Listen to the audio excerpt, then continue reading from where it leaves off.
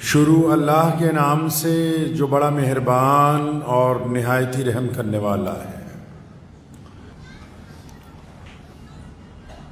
حالات کے قدموں پہ کلندر نہیں گرتا، حالات کے قدموں پہ کلندر نہیں گرتا، ٹوٹے بھی جو تارا تو زمیں پر نہیں گرتا۔ گرتے ہیں سمندر میں دریا تو بہت سے، لیکن کسی دریا میں سمندر نہیں گرتا۔ اللہ کے پیارے نبی حضرت محمد رسول اللہ صلی اللہ تعالیٰ علیہ وسلم نے پوری دنیا کے انسانوں کی تمام شعبوں میں رہنمائی فرمائی۔ پیارے کریم رسول صلی اللہ علیہ وسلم نے زندگی کا ہر ڈھنگ انسانوں کو عطا فرمایا۔ حالات کیسے کیوں نہ ہو، وقت کیسا ہو، اس دور میں کس انداز سے جینا ہے، کس انداز سے اپنے وجود کو قائم رکھنا ہے، کیسے ایک اچھی زندگی گزاری جا سکتی ہے، ایک باوقار انسان کیسا ہوتا ہے، غیرت کس کو کہتے ہیں، انسانی حمیت کیا چیز ہے،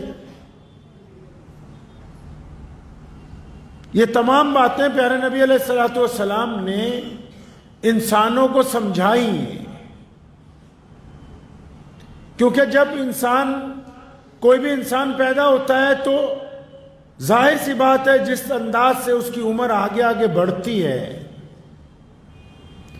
حالات جو ہیں وہ تبدیل ہوتے رہتے ہیں، جسم کی ہیبت تبدیل ہوتی رہتی ہے، موسم بھی تبدیل ہوتے ہیں، وفاداریاں بھی تبدیل ہوتی ہیں، رشتہ داریاں بھی تبدیل ہوتی ہیں، کاروبار کے حالات بھی تبدیل ہوتے ہیں، حکومتیں بھی تبدیل ہوتی ہیں۔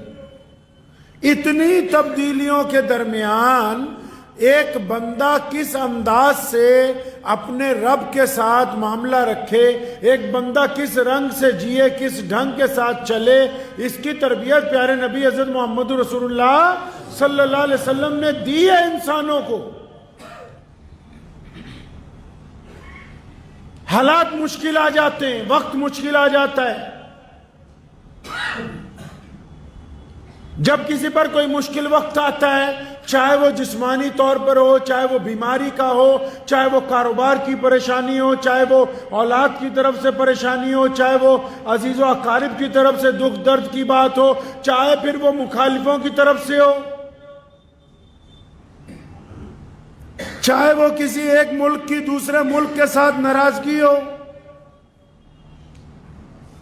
کیا کرے انسان اس وقت جب وہ گر جائے پریشانیوں میں، دکھوں میں، تکلیفوں میں؟ تو اس وقت نبی علیہ الصلوۃ والسلام نے کیا فرمایا؟ قرآن نے ہماری رہنمائی کیا کی ہے، کیا بات کہی ہے انسانوں کو؟ ٹھیک ہے کہ جس بندے پر مصیبت آئی، پریشانی آئی، دکھ آیا، جس مرد اور عورت کو تکلیف پہنچ رہی ہے، یا جس ماں باپ کو تکلیف پہنچ رہی ہے، یا جس بڑے آدمی کو یا بچے کو تکلیف پہنچ رہی ہے، وہ ٹھیک ہے، تکلیف تو ہے، حالات سازگار نہیں ہیں، معاملات اچھے نہیں ہیں، یا جسمانی طور پر پریشانی ہے، تو اس پریشانی میں کرنا کیا ہے؟ اسلام کیا کہتا ہے؟ پیارے نبی حضرت محمد رسول اللہ صلی اللہ علیہ وسلم نے کیا تربیت دی ہے کہ ہمیں کس انداز کے ساتھ جینا ہے؟ کتنے خوبصورت بات کہی نبی علیہ الصلوۃ والسلام نے۔ اللہ تعالیٰ نے قرآن پاک کا درجہ دیا ہے اسے کیا جب نبی علیہ الصلوۃ والسلام غار کے اندر ہیں، سیدنا ابو بکر صدیق رضی اللہ تعالیٰ عنہ ساتھ میں ہیں، اور دشمن تلاش کرتے کرتے اس غار تک پہنچ گئے، اب غار سے آگے تو کہیں جانے کا راستہ نہیں ہے، بس غار کا منہ ہے اور باہر چاروں طرف دشمن ہیں، اور اس بات کا اندیشہ ہے کہ اگر ان کو پتہ لگ گیا کہ آپ اسی غار میں موجود ہیں تو پھر کیا حالات ہو سکتے ہیں؟ سیدنا ابو بکر صدیق رضی اللہ تعالیٰ عنہ نے اس اندیشے کا اظہار کیا، یا رسول اللہ دشمن بہت قریب آ گیا۔ اے پیارے نبی علیہ الصلوۃ والسلام، دشمن ہمارے قریب آ گیا ہے۔ نبی علیہ الصلوۃ والسلام نے ایک ہی لفظ میں، اللہ تبارک و تعالیٰ نے قرآن پاک میں اسے درج کیا ہے، اللہ تبارک و تعالیٰ سے وہ اعلان آیا ہے، ایک ہی لفظ میں اللہ تعالیٰ نے تمام باتیں جس میں ہمت بھی ہے، جرت بھی ہے، استقامت بھی ہے، ایمان بھی ہے، کیا فرمایا سیدنا ابو بکر رضی اللہ تعالیٰ عنہ کو؟ فرمایا لا تحزن، کہ ڈرو نہیں، اللہ ہمارے ساتھ ہے۔ ان جملوں نے نبی علیہ الصلوۃ والسلام کی، یہ جو جملے اللہ تبارک و تعالیٰ سے طرف سے آئے ہیں، ان الفاظات نے دنیا کے تڑپتے ہوئے انسانوں کو، دنیا کے دکھی انسانوں کو، دنیا کے پریشان لوگوں کو، اور دنیا میں خوفزدہ لوگوں کو، دنیا میں ڈر گئے لوگوں کو بس ایک حوصلہ دے دیا، اور کیا بتایا اللہ نے کہ گھبراؤ نہیں، گھبراؤ نہیں مشکل وقت میں۔ کتنی بڑی بات ہے۔ آج اگر کسی پر مشکل آتی ہے وہ کیا کرتا ہے؟ لوگ ذرا سی مشکل آتی ہے رونے لگتے ہیں، ذرا سی مشکل آتی ہے پیٹنے لگتے ہیں اپنے آپ کو، ذرا سی مشکل آتی ہے چیخے مارنے لگتے ہیں، ذرا سی مشکل آتی ہے اپنے یار دوستوں کو بلا کے اپنا رونا لے کے بیٹھ جاتے ہیں، تھوڑی سی پریشانی آتی ہے الگ الگ لوگوں کے آگے جا کے منتیں کرتے پھرتے ہیں۔ اور نبی علیہ الصلوۃ والسلام کو اللہ تبارک و تعالیٰ نے نسخہ کیمیا عطا فرمایا، فرمایا ڈرو نہیں، مشکل میں ڈرو نہیں۔ یہ پہلا نقطہ ہے انسانی زندگی کو عزت سے جینے کا، یہ پہلا فلسفہ ہے۔ چاہے وہ کسی بھی مذہب سے کوئی انسان تعلق رکھتا ہو، اگر اس کو کوئی ڈرا رہا ہے اور وہ ڈر رہا ہے تو اس کا مطلب وہ جیتے جی اپنے آپ کو موت کی طرف لے جا رہا ہے۔ اگر کوئی ڈر رہا ہے بیماری سے تو اس کا مطلب جتنے دن بچے ہیں وہ ان کو ضائع کر رہا ہے۔ اگر کوئی ڈر رہا ہے کاروبار سے تو اس کا مطلب جو ترقی کی منازل طے کرنی ہے وہ اس کو ڈبونے کی طرف لے جا رہا ہے۔ اگر کوئی ڈر رہا ہے اپنی اولاد کو سدھارنے سے تو اس کا مطلب وہ ان کو جہنم کی طرف دھکا دے رہا ہے۔ اللہ تبارک و تعالیٰ نے دو ٹوک فرمایا کہ میرے پیارے نبی علیہ الصلوۃ والسلام آپ گھبرائیں نہیں، آپ ڈریں نہیں، کیونکہ اللہ کی ذات آپ کے ساتھ ہے، اور یہ کائنات کا دستور ہے کہ جن لوگوں کے ساتھ رب ہوتا ہے دنیا والے ان کا کچھ بگاڑ نہیں سکتے۔ جن کے ساتھ رب کی ذات ہوتی ہے دنیا والے ان کا نہیں کچھ بگاڑ سکتے۔ یہ فلسفہ نبی علیہ الصلوۃ والسلام نے عطا کیا، حکم دیا امت کو کہ مشکل وقت میں سب سے پہلے کیا کرنا؟ سب سے پہلے اس بات کا یقین رکھنا کہ ہمارا رب ہمارے ساتھ ہے، اور پھر مشکل وقت میں کیا کرنا؟ پھر مشکل وقت میں صبر کے ساتھ وقت گزارنا، مشکل وقت میں صبر کے ساتھ وقت گزارنا۔ اور تیسرا مشکل وقت میں کیا کرنا؟ اپنے دماغ کو، اپنے ہوش و حواس کو ٹھکانے رکھنا، اور پھر یہ دیکھنا کہ کیا میں کیا کر سکتا ہوں جو ان حالات سے میں باہر نکلوں۔ اسلام نے کہا، نبی علیہ السلام کا فرمان حدیث پاک کا مفہوم ہے، فرمایا میں خوشیاں بانٹنے آیا ہوں، لوگوں کو خوشیاں بانٹنے کے لیے آئے۔ ہم لوگ کیسے کرتے ہیں جی مشکل وقت میں؟ ہمارا کوئی عزیز بیمار ہو جائے، کوئی پڑوسی بیمار ہو جائے، اور ایسے کئی منافق صفت لوگ ہوتے ہیں معاشرے میں جو کسی کو ملنے کے لیے جائیں گے، پتہ لگے گا بیمار ہے، جاتے ہی کہیں گے اوہ تو تو پہلے سے بڑا کمزور نظر آ رہا ہے۔ وہ کہنے والے کا مقصد یہ ہے کہ یہ جو بندے کو میں کہہ رہا ہوں اس کا دل ٹوٹ جائے، دل بیٹھ جائے اس کا۔ جو لوگوں کو ڈرانا چاہتے ہیں وہ یاد رکھیں، آج وہ جن کا دل توڑ رہے ہیں، آج وہ جن کو ڈرانے کی کوشش کر رہے ہیں، کل جب ان پر وقت آئے گا انہیں سہارا دینے والا نہیں ملے گا کوئی۔ ہم کیا کر رہے ہیں معاشرے میں؟ اگر کوئی تکلیف میں ہے، کوئی بیماری میں ہے، ہم ملنے جا رہے ہو بھیا تم تو بہت بیمار نظر آ رہے ہو، یعنی ہم نے اس کی ہمت بڑھانے کی بجائے اس کی ہمت توڑ دی۔ اور یہیں پر بس نہیں کرتے، بیماری کا پوچھیں گے اور پھر کہیں گے ہاں ہمارے تایا جی، ہمارے فلاں ماموں بھی اسی بیماری سے مر گئے تھے۔ یہ کس نے سمجھائی یہ بات؟ اللہ اور اس کے رسول صلی اللہ علیہ وسلم کو یہ باتیں پسند نہیں ہیں۔ مشکل صرف یہی نہیں ہوتی کہ کوئی حکومت کسی حکومت کے مخالف ہو، مشکل صرف یہ نہیں ہوتی کہ کوئی سیاستدان آپ کے ساتھ مخالف ہو، مشکل یہ بھی تو ہے کہ آپ کو کاروبار میں نقصان ہو رہا ہو اور آپ اس نقصان سے جھوج رہے ہوں، اور اس نقصان کے درمیان آپ کو کوئی مجبور کرے کہ فلاں آدمی کے ساتھ جا کے ہاتھ پھیلا لو، آپ اپنی غیرت کی وجہ سے اپنا ہاتھ واپس لے آئیں، یہ بھی تو وہ مشکل ہے۔ اور جب آپ غیرت کی وجہ سے اپنا ہاتھ واپس لے جائیں گے تو اللہ تعالیٰ اس مشکل میں آسانی پیدا کر دیں گے، اس مشکل میں آسانی۔ علامہ اقبال رحمت اللہ علیہ کا بیٹا لندن میں پڑھتا تھا، اس نے ابا کو چٹھی لکھی کہ مہینے کے پیسے جلدی ختم ہو گئے، آپ اگر کہیں فلاں آپ کا ایک دوست یہاں پہ رہتا ہے اس سے 100 پاؤنڈ ادھار لے لوں، اس سے کچھ پیسے ادھار لے لوں، پھر جب آپ بھیجتے ہی ہر مہینے جب آپ بھیجیں گے تو یہ میں پیسے اس کو دے دوں گا۔ تو علامہ اقبال نے اس کے جواب میں پوری نظم لکھ دی، فرمایا خودی نہ بیچ غریبی میں نام پیدا کر۔ غیرت بیچنی بڑی بات ہے، لوگ اس کو معمولی بات سمجھتے کہ جس کے مرضی سامنے جا کے ہاتھ پھیلا دو، جس کو مرضی جا کے کہہ دو کہ میری مدد کر دے۔ ارے جس نے اپنے رب کو مدد کے لیے پکارا نہ ہو، اور پھر رسول اللہ فرماتے ہیں کہ جس نے رب کو چھوڑ کے بندوں کے آگے ہاتھ پھیلانا شروع کیا، فرمایا ساری زندگی مانگتا رہے گا، اس کی ضرورت کبھی پوری نہیں ہوگی، ساری زندگی مانگتا رہے گا۔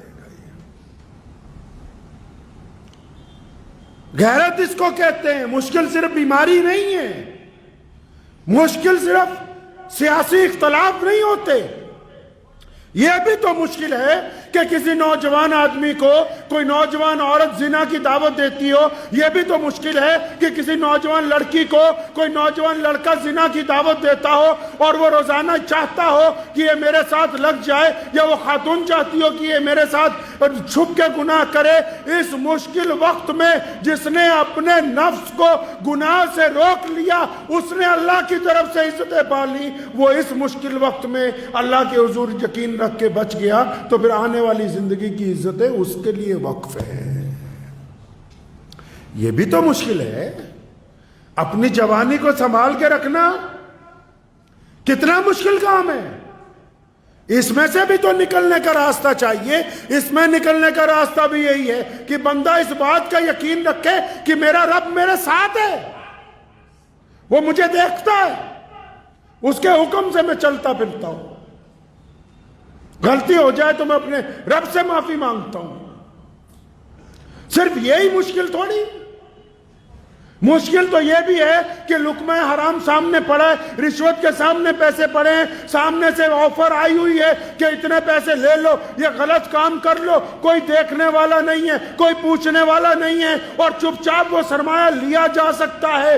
یہ بھی تو مشکل ہے کہ جب بندہ اس مشکل میں پھنستا ہے اور پھر ایمانداری سے رشوت کے پیسے ٹھکرا دیتا ہے، اور ایمانداری سے رشوت کے پیسے چھوڑ کے سچے کام کے اوپر دستخط کرتا ہے، دنیا کے چاہے وہ پیسے اس کو ٹھوکر مار دے، لیکن پھر جو اللہ کی طرف سے اس کو عزتیں عطا ہوں گی، پھر اپنے رب کی طرف سے جو اس کو انعام ملے گا، اس کا وہ اندازہ نہیں لگا سکتا ہے۔ کہا نا نبی علیہ الصلوۃ والسلام نے کہ اپنے بھائیوں کی مدد کرو بھائی، اپنے بھائی کی مدد کرو۔ صحابہ نے پوچھا یا رسول اللہ کیسی مدد کریں؟ فرمایا جو تمہارے بھائی مظلوم ہیں، یعنی جو غریب لوگ ہیں، جو محتاج ہیں یا جن پر ظلم ہو رہا ہے، ان کی مدد کرو۔ اور پھر نبی علیہ السلام نے اگلی بات فرما دی اور فرمایا اپنے ان بھائیوں کی بھی مدد کرو۔ یا رسول اللہ کن بھائیوں کی؟ فرمایا جو ظلم کر رہے ہیں۔ یا رسول اللہ جو مظلوم ہیں ان کی مدد تو کر سکتے ہیں کہ ان کے ساتھ کھڑے ہوں، ان کے ہمدردی کے لیے کھڑے ہوں، ان کو کھانا پینا دیں، ان کو کپڑے دیں، ان کو دشمن سے بچائیں، لیکن یا رسول اللہ جو بھائی ظلم کرتے ہیں ان کی مدد کیسے کریں؟ کریم نبی نے فرمایا کہیے صلی اللہ کریم نبی نے فرمایا جو تمہارا بھائی ظالم ہو اس کو ظلم سے روکو، اس کو ظلم سے روکنا اس کی مدد ہے، ظلم سے روک دینا اس کو اس کی مدد ہے۔ اسلام نے انسانوں کو غیرت کا درس دیا ہے، نبی علیہ السلام نے طریقے واضح کر دیے۔ فرمایا نا کہ مایوسی کفر ہے، کفر کا مطلب جھوٹ ہے مایوسی۔ آپ نے کیسے طے کر لیا کہ آپ ساری زندگی غریب رہیں گے؟ انسان غریب پیدا ہو سکتا ہے، اس میں کوئی برائی نہیں ہے۔ انسان بنا پڑھا لکھا پیدا ہوتا ہے، اس میں کوئی برائی نہیں ہے۔ انسان بہت زیادہ لہیم شہیم نہیں ہوتا، اس میں کوئی برائی نہیں ہے۔ لیکن اگر وہ 60 سال 70 سال گزارنے کے بعد بھی غریب ہے، ان پڑھ ہے، جاہل ہے، تو اس میں اس کا خود کا قصور شامل ہے، خود کا قصور شامل ہے اس کا۔ کس نے کہا کہ آپ عزت نہیں پا سکتے؟ یا کس نے سمجھایا کہ آپ ساری زندگی بس 3rd کلاس کی زندگی گزارنے والے بن کے آئے؟ نہیں، کوئی ماں کے پیٹ سے ولی نہیں بنتا، کوئی ماں کے پیٹ سے بلینئر نہیں پیدا ہوتا، کوئی ماں کے پیٹ سے اربوں پتی سرمایہ دار نہیں پیدا ہوتا ہے۔ یہ اللہ تبارک و تعالیٰ نے خزانے اپنے دنیا میں پھیلا کے رکھے ہیں، اب آپ کی مرضی ہے کہ آپ اپنے قوت عمل کے ساتھ کس طرف جاتے ہیں، آپ اپنا وقت کہاں گزارتے ہیں۔ آپ لوگوں کو خوف زدہ کرنے میں وقت گزار رہے ہیں کہ لوگوں کا ساتھ دینے میں وقت گزار رہے ہیں؟ آپ نے زندگی میں کون سا رنگ اپنایا، کیا ڈھنگ اپنایا ہے آپ نے؟ کیا یہ صرف کافی ہے کہ ہم لوگ 5 وقت نماز پڑھیں، شکل صورت سے مسلمان نظر آتے ہوں؟ کیا اس سے اسلام مکمل ہو سکتا ہے؟ ایسا ممکن تو نہیں ہے۔ نبی علیہ الصلوۃ والسلام نے تنہا دین شروع کیا۔ دیکھیے، اگر کامیابی کی داستان کسی کو سنانی ہو، کامیابی کی داستان کسی کو سنانی ہو تو ہمارے نبی علیہ الصلوۃ والسلام نے دین کب شروع کیا؟ جب مکے میں تنہا تھے۔ اور آج دین اسلام کہاں پہنچا؟ دنیا کا سب سے بڑا مذہب بن کے کائنات کے درمیان میں موجود ہے، کیونکہ نبی علیہ الصلوۃ والسلام نے امت کو تربیت دی، انسانوں کو یہ بات سمجھائی ہے کہ اللہ نے جو آپ کو وقت دیا ہے اس کو عمل میں لے کے آئیں، اس کو کام میں لے کے آئیں۔ بیٹھ کے ہاتھ پر ہاتھ دھرے رہنے سے کسی کو کامیابی حاصل نہیں ہو سکتی۔ اور پھر وہ لوگ جو کہتے ہیں کہ ہم کامیابی کی طرف تو جانا چاہتے ہیں، لیکن کچھ لوگ ہماری ٹانگیں کھینچتے ہیں، کچھ لوگ آ کے ہماری برائی کرتے ہیں، کچھ لوگ آ کے ہمارا حوصلہ توڑنا چاہتے ہیں۔ ارے بھائی، اچھی طرح اس بات کو سمجھ لیجئے، اس بات کو اچھی طرح سمجھ لیجئے۔ سیدنا بلال رضی اللہ تعالیٰ عنہ گھر پہنچے، مکے میں تھے، روزانہ مار کھا کے آتے تھے بازار سے۔ رات کو شام کو جب گھر پہنچے تو اماں نے کہا بلال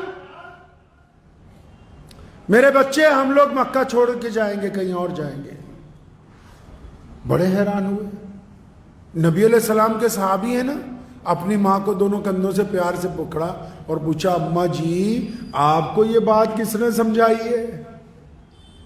پتا تھا نا کہ ماں تو میری ہی ماں ہے، بندے کو اپنی ماں جس طرح اور باپ کو اور ماں کو اولاد کا پتا ہوتا ہے، اولاد کو بھی تو ماں باپ کا علم ہوتا ہے کہ ان کا مزاج کیسا ہے۔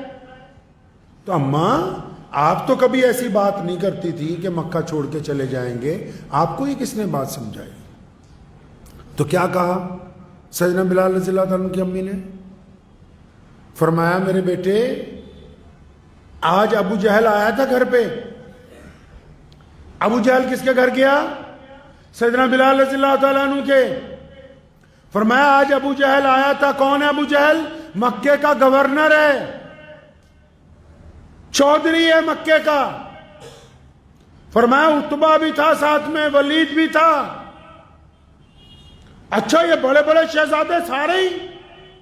اماں یہ تو ہمیں انسان بھی نہیں سمجھتے، یہ تو کہتے ہیں بلال کالا ہے، بلال حبشی ہے، بلال کے موٹے موٹے ہونٹ ہیں، بلال کو تو اختیار نہیں کہ ہمارے برابر سے چل کے نکل جائے اس پگڈنڈی کے اوپر جس پر ہم چلتے ہیں. اماں یہ سب لوگ ہماری جھونپڑی پر آئے تھے؟ ہاں بیٹا یہ سب لوگ ہماری جھونپڑی کے دروازے پہ آئے اور انہوں نے آ کے آج مجھ سے درخواست کی ہے. کیا کی ہے؟ آج دھمکی نہیں دی، دھمکیاں تو کئی سال سے دے رہے تھے، آج آ کے درخواست دی ہے کہ اپنے بیٹے کو لے کے یہاں سے چلے جا. یہ روز سڑکوں پہ محمد الرسول اللہ کا نام لیتا ہے، ہم تو پریشان ہو گئے اس کو مار مار کے، یہ تھکتا ہی نہیں، بس تو اسے مکے سے لے جا. حضرت بلال نے اپنی ماں کو کندھوں سے پکڑا، فرمایا اماں جی اللہ اکبر. اس کا مطلب کہ ابو جہل نے، ان مشرکین نے ہماری طاقت کو تسلیم کر لیا ہے. آپ نیکی کا کام کر رہے ہیں، آپ کوئی اچھا کاروبار چلا رہے ہیں، آپ کسی غریب کی مدد کرنے جا رہے ہیں، آپ کسی بھوکے کو کھانا کھلانے جا رہے ہیں، آپ کسی ان پڑھ کو پڑھانے کے لیے جا رہے ہیں، آپ کوئی نیکی کا کام کرنے جا رہے ہیں، اور پھر یہ جو 3-4 لوگ بیٹھ کے آپ کے خلاف بکواس کر رہے ہیں، اس کا مطلب ساری دنیا میں سے ان 3-4 نے مان لیا کہ آپ ان سے بہتر کام کر رہے ہیں. وہ تو اس بات کی گواہی دے رہے ہیں کہ تو اب اچھے کام پہ لگ گیا ہے. آپ کو کس نے کہا کہ آپ اپنا دل چھوڑ دیں؟ مخالفت بھی تو اسی کی ہوگی جس میں کوئی بات ہوگی کائنات میں. جہاں سے سورج نکلتا ہے، جہاں ڈوبتا ہے، پوری دنیا میں جو بڑے بڑے، آپ فرانس میں جائیں، نبی علیہ السلام کے خلاف نعوذ باللہ کتنی بار کارٹون بنایا. ارے اللہ کے بندے، رسول اللہ صلی اللہ علیہ وسلم مکے میں پیدا ہوئے، رسول اللہ مدینہ منورہ میں آرام فرما ہے، فرانس والوں کو کیا تکلیف ہو گئی؟ پتہ یہ لگا کہ وہاں کی جو گندگی تھی، وہاں میں جو سماج کے اندر لوگوں کے ساتھ برائیاں تھیں، وہاں کے معاشرے میں جو عورت کی بے حرمتی تھی، وہاں کے معاشرے میں جو ایک دوسرے کی مخالفت تھی، رسول اللہ کا دین پہنچا ہے تو وہ چیزیں برائیوں سے اچھائیوں میں بدلنے لگی ہیں. اب جو برے ہیں ان کو تکلیف ہو رہی ہے. تو مشکل وقت میں لوگوں کی حوصلہ افزائی کرنے کی بجائے ان کی ہمت کو توڑنا یہ حرام ہے. قوموں کو یہ سمجھانا کہ تم کچھ نہیں کر سکتے، یہ حرام ہے. کسی کو یہ سمجھانا کہ تمہارے بس میں کچھ نہیں، تم ترقی نہیں کر سکتے، تم پڑھ نہیں سکتے، یہ حرام ہے. کسی کو یہ کہہ دینا کہ تیرا کام تو چل ہی نہیں سکتا، تو ساری زندگی ریڑھی لگائے گا، یہ حرام ہے کہنا. کسی کو کہنا کہ تیرا نکاح ہی نہیں ہو سکتا، تیرے بس کی بات ہی نہیں ہے کہ تو اچھی زندگی گزار سکے، یہ حرام ہے. کیا حلال حرام صرف نماز میں ہی ہوتا ہے؟ نبی علیہ السلام نے زندگی جینے کے ڈھنگ عطا کیے. تبھی تو کسی نے کہا نا کہ حالات کے قدموں پہ کلندر نہیں گرتا. کلندر وہی نہیں ہے جس کے دونوں ہاتھ میں 2 تسبیحیں ہیں اور جسم پہ کپڑے کوئی نہیں، وہ کلندر نہیں. جو مشکل وقت میں رزق حلال کما کے اپنی اولاد کے منہ میں ڈال رہا ہے، یہ کلندر ہے. جو زنا سے منہ موڑ دیتا ہے، یہ کلندر ہے. جو دشمن کو اس کی اوقات بتا دیتا ہے، یہ کلندر ہے. جو بیٹی کے سر پر دوپٹہ رکھ دیتا ہے، وہ کلندر ہے. جو کسی غریب کے منہ میں لقمہ ڈال دیتا ہے، وہ کلندر ہے. جو کسی مظلوم کو اٹھا کے اپنی چھاتی سے لگا لیتا ہے، وہ کلندر ہے. آپ کو کس نے سمجھایا کہ جو کلندر تو وہی ہے جو سگریٹ کا دور لمبا سا کش مار کے زور سے کہے اللہ اکبر؟ وہ کلندر نہیں ہے، وہ بے ایمانی کر رہا ہے، خدا کا نام بیچنے کی کوشش کر رہا ہے. اسلام کی اصطلاح کو دل کی گہرائیوں سے نبی علیہ الصلوۃ والسلام کے طریقے کو سمجھ لیں. پیارے نبی علیہ السلام نے ہمیں یہ صفات مسلمانوں کو عطا فرمائی کہ دیکھو تمہیں بھیج دیا ہے اللہ نے اپنی امت بنا کے، اب لوگوں کے کام آنا، اب ہمدردیاں کرنا، اب مظلوموں کے کندھے سے کندھا لگا کے کھڑے ہونا، اور مشکل وقت میں گھبرانا نہیں ہے. آپ نے دیکھا نہیں فلسطین میں سپر پاوریں ایک طرف ہیں. سپر پاوریں سمجھتے ہیں؟ دنیا کی سپر پاور ہے امریکہ، سپر پاور ہے جاپان، سپر پاور ہے فرانس، سپر پاور ہے آسٹریلیا، سپر پاور ہے اسپین. کدھر ہیں ساری کدھر ہیں؟ یہودیوں کی طرف. دنیا کی ساری سپر پاوریں کدھر؟ یہودیوں کی طرف. اور ادھر جن کے ساتھ جو مدد ہونی چاہیے تھی، جنہوں نے ابھی کرنی تھی مکمل، وہ بھی ابھی اپنے رنگ ڈھنگ میں نہیں آئے، لیکن اس کے باوجود اللہ نے ان کو عزت عطا فرمائی. شہادتوں کے باوجود اللہ نے استقامت عطا فرمائی، اللہ نے صبر عطا فرمایا، اللہ نے ہمت عطا فرمائی. تو یہی تو بات ہے کہ جن کا یقین اپنے رب کی ذات کے اوپر کامل ہے، ان کو دنیا کی پوری طاقتیں مل کے بھی شکست نہیں دے سکتی. اسی کو اپنی ذاتی زندگی میں بھی سمجھ لیجئے. اس نظریے کو بدل لیں کہ کوئی کچھ نہیں کر سکتا. اللہ نے آپ کو عقل دی ہے، تعلیم حاصل کیجئے. عقل دی ہے، بہترین کاروبار کیجئے. عقل دی ہے، مظلوموں کا ساتھ دیجئے. لوگوں کے سامنے پیارے نبی صلی اللہ علیہ وسلم کی تعلیمات کو واضح کیجئے. ہمارا کام بنتا ہے کہ نا امیدی کا انکار کرنا، اس بات کو طے کرنا کہ ہم لوگ پازیٹیو سوچنے والے ہیں، اچھا سوچنے والے ہیں. برا سوچنے کے لیے رسول اللہ صلی اللہ علیہ وسلم نے منع فرمایا ہے. کریں گے انشاءاللہ تعالی. اپنی ذات سے پہلے اپنی ذات سے شروع کریں. اپنے متعلق برا نہ سوچا کریں کہ مجھ سے تو کچھ ہوگا نہیں. اپنے متعلق برا نہ سوچیں. اپنے بچوں کے متعلق، بیوی اور ماں باپ کے متعلق برا نہ سوچیں. یہ زندگی بار بار نہیں ملتی، اور اللہ نے جو عطا کی ہے اس کو لوگوں کی خدمت میں لگائیں. اور جب کسی کی خدمت کرنے لگے، جب کسی کی مدد کرنے لگے، تو مذہب کی اینک لگا نہ لینا. یہ نہ سمجھنا کہ کون مسلمان ہے، کون ہندو ہے، کون سکھ ہے، کون عیسائی ہے، کون دلت ہے، کون بودھی ہے. مدد کرتے وقت اینک نہ لگا لینا مذہب کی. سوچتے وقت کسی کے متعلق جب آپ رائے قائم کرنے لگے، کسی کے متعلق جب آپ اپنے دل میں کوئی رائے قائم کرنے لگیں، تو مذہب کی اینک لگا کے رائے قائم مت کرنا. یہ رسول اللہ صلی اللہ علیہ وسلم کی سنت ہے. پیارے نبی صلی اللہ علیہ وسلم کے پاس جب دشمن بھی آتے تھے تو رسول اللہ ان کے متعلق اچھی رائے رکھتے تھے. ایک واقعہ، صحابہ کرام کے آنسو نکلائے اس موقع پر. صحابہ کو بلایا اور فرمایا میرے صحابہ، سیدنا ابو بکر کو بلایا اور عمر فاروق رضی اللہ تعالیٰ عنہ کو بلایا. تمام جید صحابہ قریب آ گئے. اس دن ایسی بات کہی، باقی صحابہ کی آنکھوں میں آنسو آ گئے. فرمایا صحابہ، ابو جہل کو تو جانتے ہو؟ کون ہے ابو جہل؟ جس نے ساری زندگی پتھر مارے، جس نے گلی کوچوں کے اندر گلے میں رسی ڈالنے کی کوشش کی، جو نبی علیہ السلام کے ساتھیوں کو قتل کرتا رہا اور جب مدینے کو ختم کرنے کے لیے آیا، جس نے بدر کے میدان میں جنگ کی بٹی کو گرم کیا. کون ابو جہل؟ جس نے بیت اللہ میں جانے نہیں دیا، جس نے کبھی علی الاعلان نماز نہیں پڑھنے دی، جو نعوذ باللہ روزانہ کہتا تھا نعوذ باللہ من ذالک، نقل کفر نہ باشد، کہ میں محمد رسول اللہ کی جان کا دشمن ہوں. فرمایا صحابہ کو کہ سنو، ابو جہل کو تو جانتے ہو. یا رسول اللہ کون نہیں جانتا اس دشمن کو؟ فرمایا اس کا بیٹا اکرمہ آ رہا ہے ایمان قبول کرنے، تمہیں اللہ کا واسطہ ہے اس کو تانا مت دینا. ہے کوئی ایسا کائنات میں جو پازیٹیو سوچنے کی، پازیٹیو چلنے کی، مثبت سوچنے کی بات کرتا ہو؟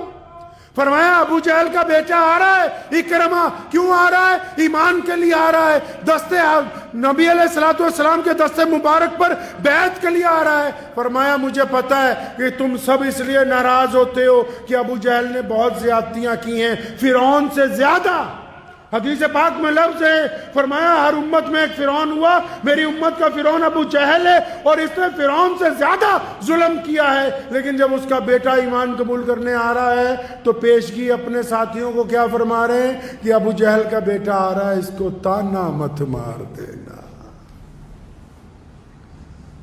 پوری دنیا کی طاقتیں مسلمانوں دل کی تختی پہ لکھ کے لے جاؤ، دنیا بھر کی طاقتیں دنیاوی طور پر حکومتیں محل بنا سکتی ہیں، بڑے بڑے ہتھیار بنا سکتی ہیں، لیکن جو محمد الرسول اللہ صلی اللہ علیہ وسلم نے انسانوں کا نظام اور کردار بنا دیا، دنیا کا کوئی نظام اس کا مقابلہ نہیں کر سکتا ہے۔ تو ہم نے اس بات کی کوشش کرنی، کس بات کی؟ کہ اپنی ذہنیت کو مشکلات کے اندر اس بات کا یقین رکھیں کہ اللہ کی ذات آپ کے ساتھ ہے، اور جب کوئی ساتھی، کوئی دوست، کوئی بھائی، کوئی بہن، کوئی پڑوسی، کوئی یار بچپن کا، کوئی غیر مسلم دوست مشکل میں ہو، پریشانی میں ہو، تو کبھی اس کی ہمت توڑنا نہیں ہے، اس کی ہمت بندھانی ہے، اور جب ہم دوسروں کی ہمت بندھائیں گے اللہ تعالیٰ آپ کو دنیا میں بھی عزت عطا فرمائیں گے، آخرت میں بھی عزت عطا فرمائیں گے۔ وآخر دعوانا ان الحمد للہ رب العالمین۔